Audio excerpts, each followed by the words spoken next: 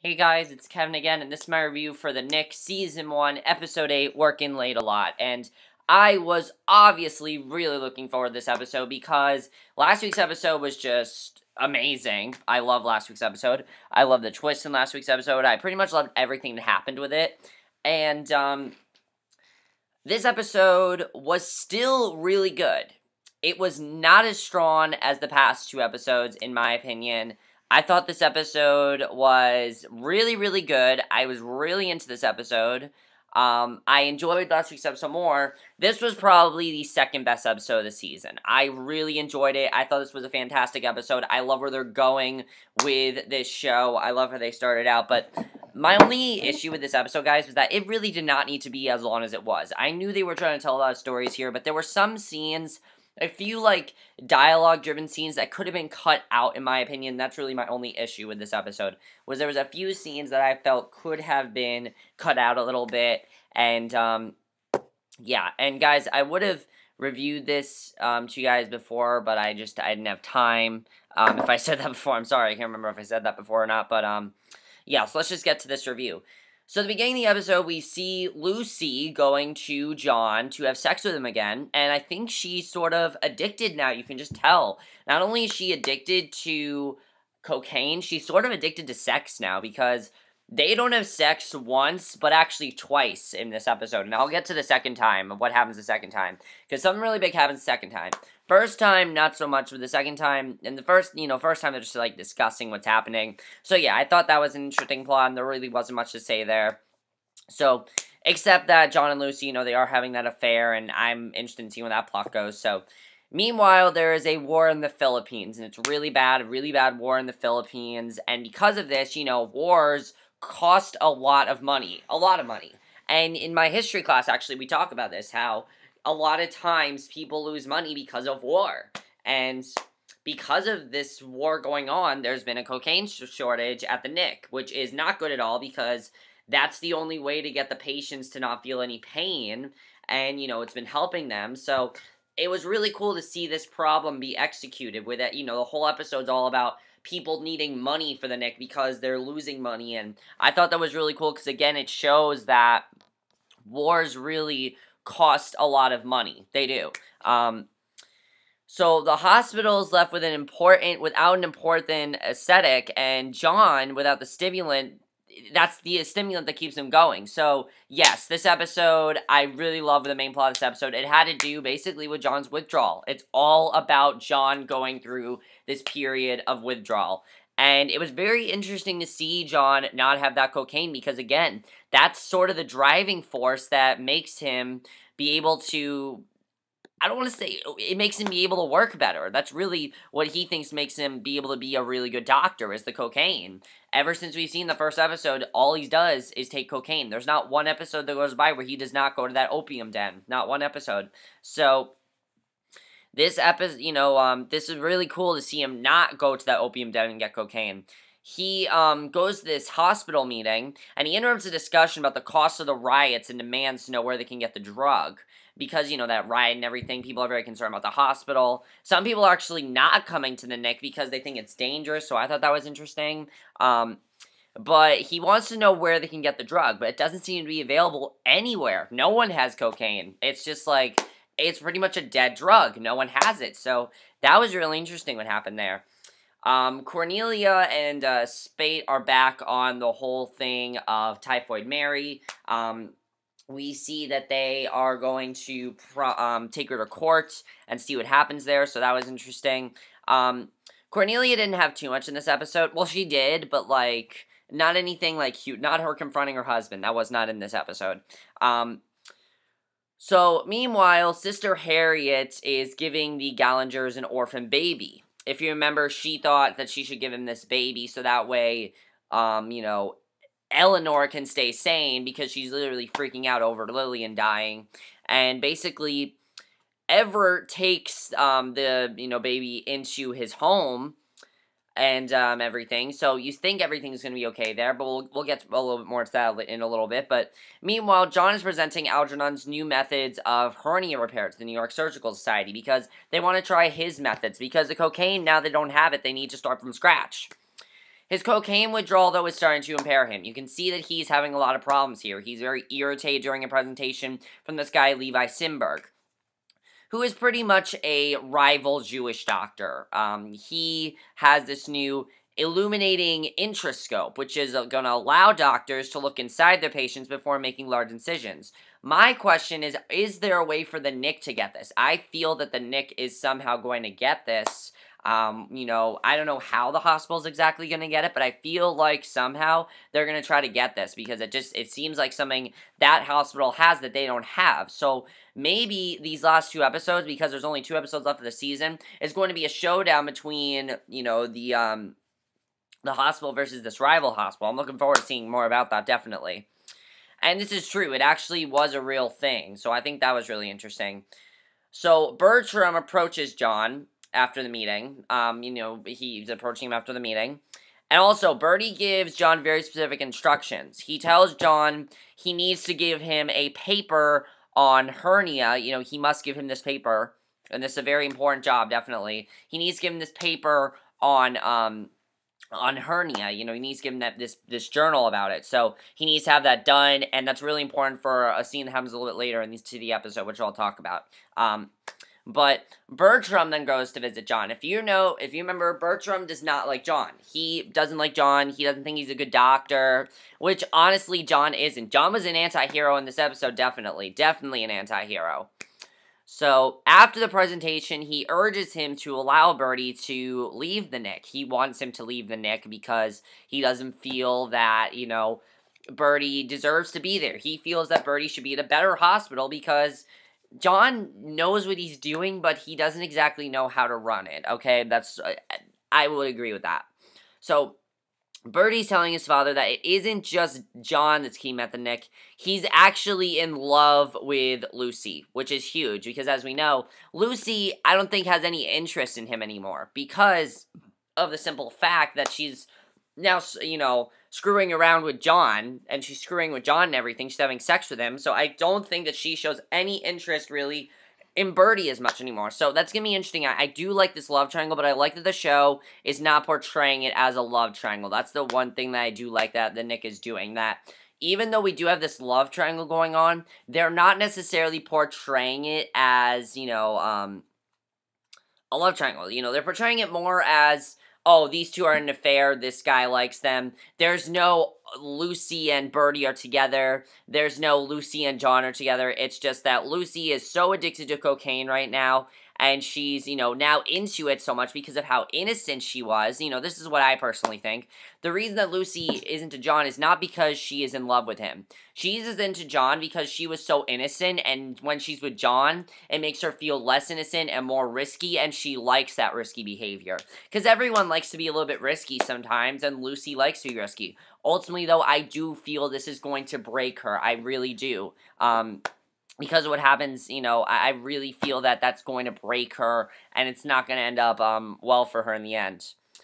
Lucy is, you know, speaking of Lucy, she then sleeps with John under the effects of little cocaine they have left. They have just this little bit of cocaine, you know, but they need to make sure that this cocaine is when they have sex. So I'm wondering, now that there's not as much cocaine, is she still going to have sex with him? Again, I'm not sure, because I think she likes this risky behavior. So John is still high. He's trying to write the journal he worked on with Bertie. And at first, Lucy can see that he can't really write, so she has to do it. But he says, no, I have to do it. He presents the material to Bertie, but it's barely legible. You can't read it. It literally looks like chicken scratch. I mean, I thought my handwriting was bad. My handwriting is atrocious, okay? I'm going to be honest. My handwriting is just atrocious. So I thought my handwriting was bad. That was terrible handwriting. Just awful handwriting, and just, wow. I thought that my handwriting was terrible. So I thought that scene was definitely very interesting, and the other thing that was interesting with that was the fact that, you know, John, you can really see that this withdrawal is really starting to have a huge impact on him, and from here, we definitely get to see that. So then we see Cornelia. She is telling her coachman, aka Algernon's father, that she's been had another late night at the hospital, and she's been carrying on the affair with Algernon for weeks, and it was cool to see, you know, that she has this affair with Algernon, and she's making excuses for late nights, you know, oh, I was working late at the hospital, And that's why this episode's called Working Late a lot, because she keeps saying that she's working late, but she's not. And I thought that's interesting, because eventually he's going to find out. Because here's the thing. If you have a spouse, or a girlfriend, or fiance, and they say, oh, I was up late, they're actually cheating on you. I've learned that from many shows. Finding Carter, very good example. Elizabeth did that to David, and now the Knick. Those are two very good examples of shows that have done that. So, I will definitely say that. Further tip to all you guys, if you ever hear your wife say to you, or your girlfriend, or your fiance, if they say to you they were working late, they were actually sleeping with someone else. That's really what's going on there. Let's be honest, that's what's going on there. So, I mean, that's not always the case, but most times, yes, it is the case. Maybe sometimes they were working late, but most times, yes, that is the case. So, basically, then what happens is we can see the passion between the two of them. And again, they're very passionate. I like the two of them together. But unfortunately, Cornelia still knows. She hasn't brought it up, but I'm sure in the back of her mind, she knows that she needs to basically tell her fiancé that she's doing this. Because if she doesn't come clean to him, he's going to find out the wrong way. And honestly, it's going to hurt her in a big way, definitely. So I'm definitely looking forward to seeing what's going to happen there. I'm looking forward to that a lot, and, yeah, so that definitely is going to be interesting. I don't know what's going to happen there, but I guess we'll just have to see. So, then we see Barrow, and, Barrow is trying to do what he can to secure additional cocaine for the hospital. And by the way, guys, Algernon, not in this episode a lot. Not much of Algernon in this episode, really. Algernon was in a lot of the last episode. He was kind of like the main character in the last episode, but not a lot of Algernon this episode. I don't really know why, but I guess just because Algernon didn't have a lot to do. Pretty much because everything's fine with Algernon right now. You know, he's established his relationship with John. They are working well together. He's with Cornelia. They have a nice friendship going on. There's not really much for Algernon to do right now. So if you guys complain that Algernon was not in this episode a lot, it's pretty much because he doesn't really have a lot to do right now because he's in a good place with his life. So now we'll go to Barrow. Barrow is doing what he can to secure additional cocaine for the hospital because, again, he's low on money. And what does Barrow care about? Money. That's all Barrow's ever cared about. So obviously he's concerned about money. So he's asking Captain Robertson for financial help because the war has hurt him too, very badly. The war has hurt him. He's losing money. And he even tries the Archbishop, which I thought was really funny. I mean, the Archbishop turns him away. You can just see that Barrow, no one's going to help this guy. No one's going to help him because they pretty much know what he's doing. And I thought it was interesting with Barrow, he ends up firing, and I don't know if Barrow can actually do this, but he did. He ended up firing like 3 black people that were working for him. And I was just like, alright then, that was weird, because I wasn't, like, expecting that. So, definitely, I think this is going to have some repercussions on Barrow, definitely, because here's the thing, no one's helping Barrow at this point, and Barrow, honestly, karma's a bitch. That's really what this is. Karma's a bitch, and, yeah. And then it's time for what I thought was probably my second favorite part of the episode. I really enjoyed seeing John's withdrawal thing, but I thought this was really cool as well. We finally get to the courtroom scene with Mary Mallon, or Typhoid Mary, whatever you want to call her, who is supposedly the girl that started the whole typhoid fever.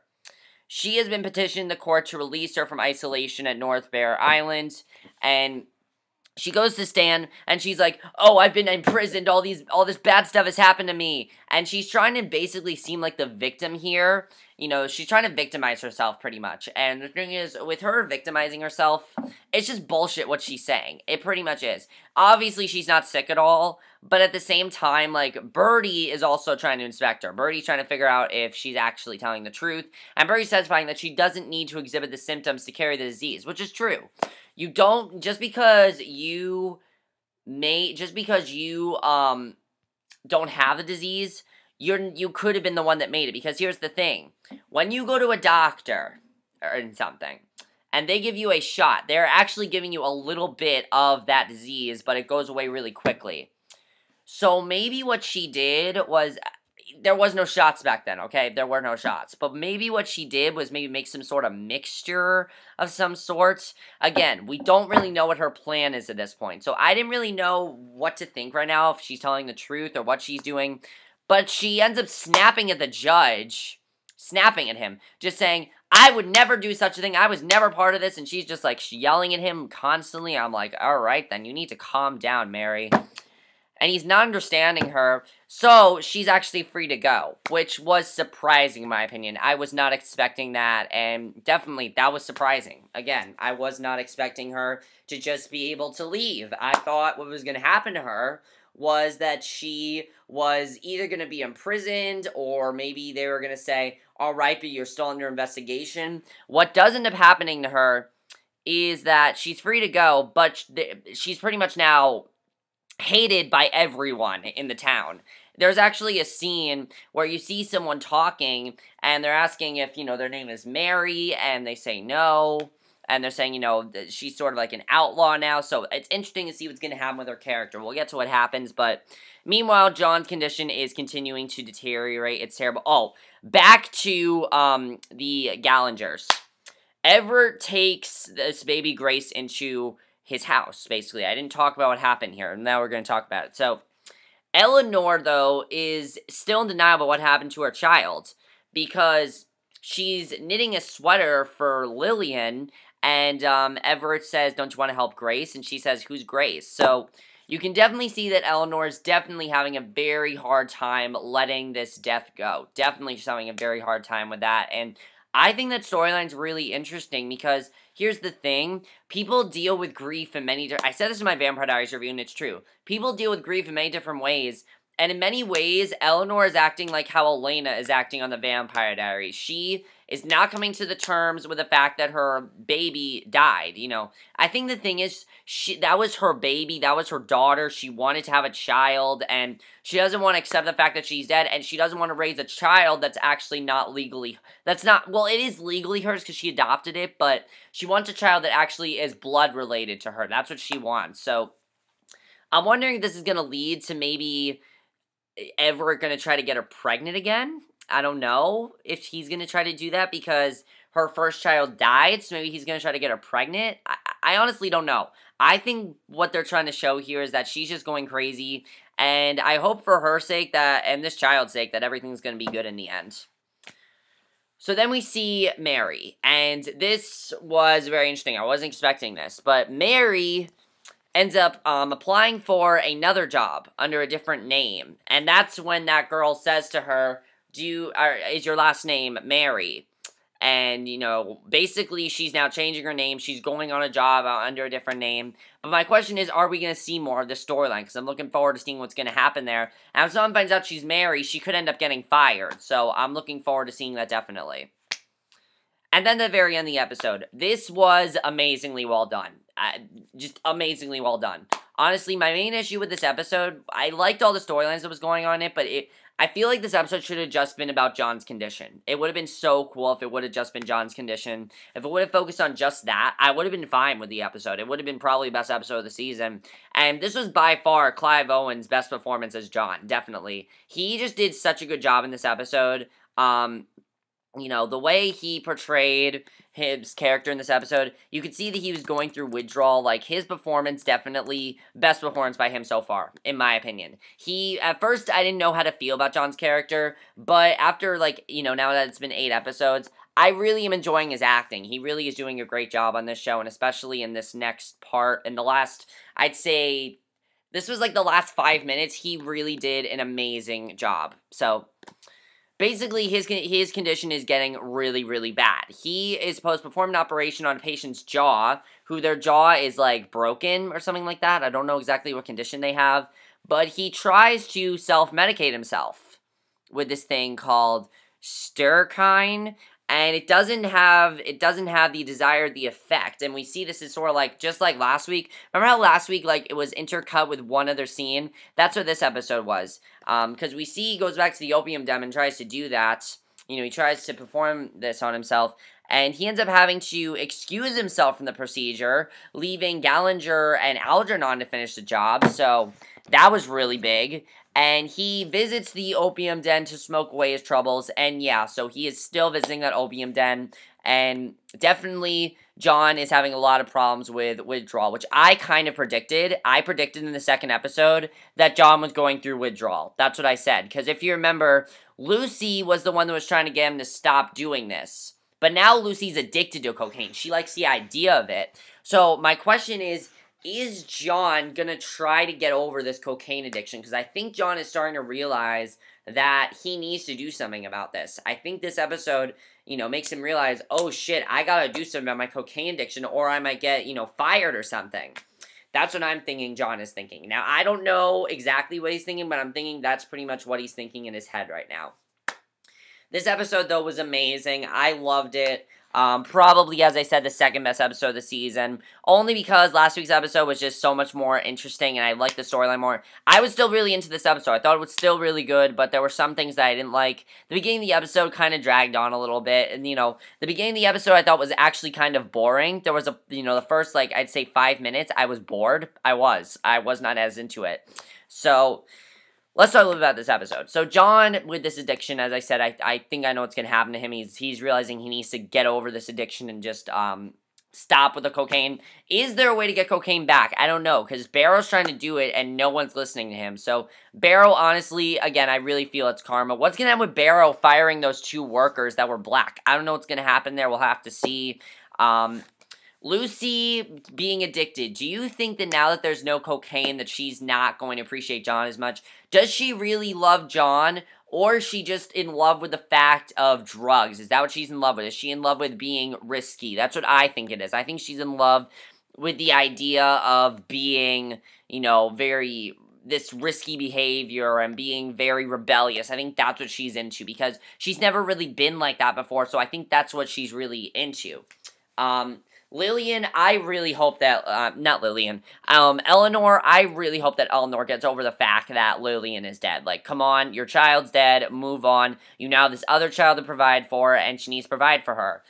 Cornelia and Algernon, she needs to tell her husband right now she is fooling around with him. She needs to, or else he's going to find out, and it's not going to be good for him. It isn't. It's just not going to be good in the long run. And then as far as, is there anything else to talk about? I'm trying to think. Oh, typhoid fever. Typhoid Mary. What is going to happen with Mary? Are we going to see her again? I don't know. Is she the one that did this? I'm pretty sure she's not. However, she could have been lying. For all we know, Mary could have been lying, and maybe she is hiding something. This doesn't confirm anything, really. Her getting off doesn't confirm anything. Her being, released doesn't confirm really anything, except for the fact that maybe she's lying, maybe she's not, I don't know. And the fact that everyone pretty much hates her now. But there's only 2 episodes this season left, and I'm really looking forward to seeing what happens in those final 2 episodes. But that's it, my review. Hope you guys enjoyed it. Let me know what you guys saw this episode. I'll see you guys in my next video, which will be my review for maybe either a movie review or for my review of... I don't know what my next review will be for. We'll have to see. I might end up watching Doctor Who. I might start watching it because Outlander's over, so maybe I'll watch that tonight. We'll have to see. But I might review Doctor Who for you guys. I want to. So we'll see what happens there, but I'll see you guys in my next review. Okay, bye.